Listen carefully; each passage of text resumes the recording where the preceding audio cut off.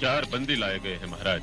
अपराध? इन 4 बंदियों ने मिलकर एक व्यक्ति की हत्या कर दी है महाराज। अपराधी क्या कहते हैं? अपराधी अपना अपराध स्वीकार करते हैं। आज तो महाराज दोनों ज्येष्ठ राजकुमारों में से किसी एक को युवराज नियुक्त करने जा ही रहे हैं, तो आज इन्हीं को न्याय करने का अवसर प्रदान किया जाए महाराज, कि पूरा जन समुदाय राजकुमारों की योग्यता भी देखे। राजकुमार दुर्योधन को न्याय करने का आदेश दिया जाता है। पिताश्री हस्तिनापुर नरेश की जय।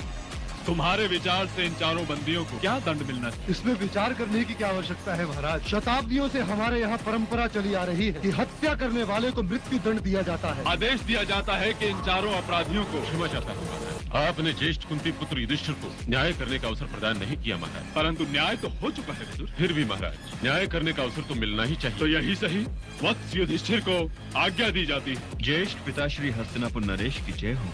दंड देने से पहले मैं अपराधियों का वर्ण और जाति जानना चाहता अपराधी अपनी अपनी जाति बताएं।